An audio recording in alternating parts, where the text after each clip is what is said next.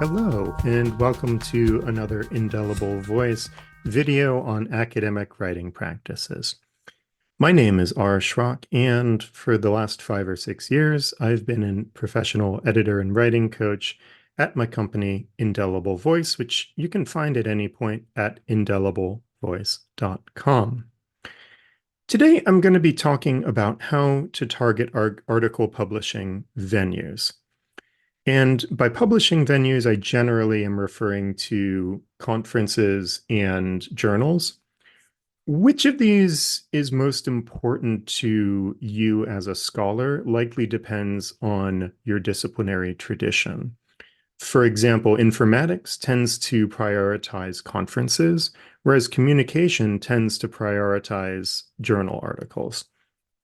And in communication, generally, the conferences are places to get feedback on your ideas and network, but they're not really the main show. The main show is journal articles. So just keep that in mind when I'm going to be talking today about publishing venues. I'm referring to both conferences and journals. And the commonality is that they publish short format articles, such as typically 8 to 10,000 words, but often shorter or longer depending on their requirements. So why would you target a journal or conference? Well, journal articles and conference papers are, as I mentioned, the form of capital that will get you jobs in academia. And you want to make sure that you're making the best use of your hard-earned papers, right? So you spent all this time gathering data, writing up a draft, and you want to make sure that you're going to get the most out of it. So first reason you might want to target a journal or conference is, of course, to find a good fit for your writing, right? You have ideas, you may have drafts in progress, and you want to find a good fit for those ideas and get them out in high reputation venues.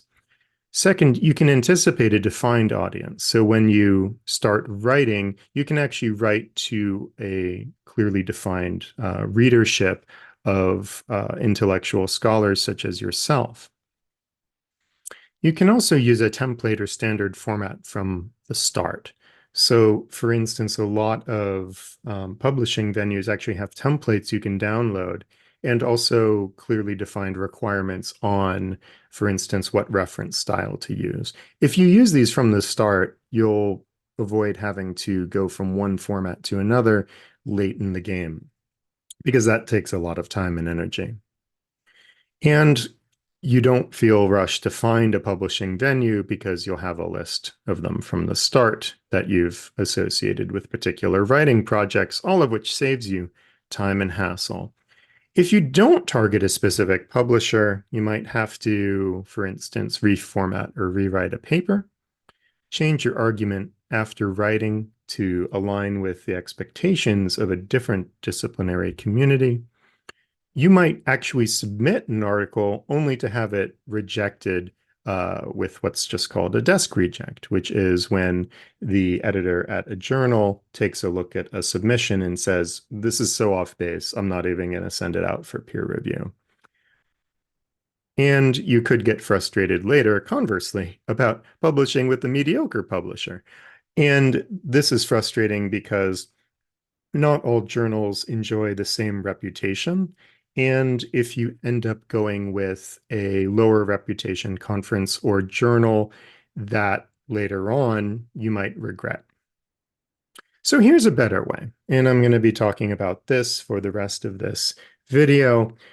Use a spreadsheet to make an informed decision based on data and not instinct. So rather than reacting, positively when your buddy says, well, I have a special issue of this journal coming out and I'd love for you to submit, you might be able to take a step back and say, well, let's see how this fits into my larger publishing plan. And it may or may not.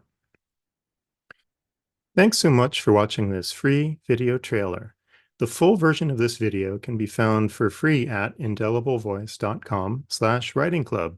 Hope to see you there soon.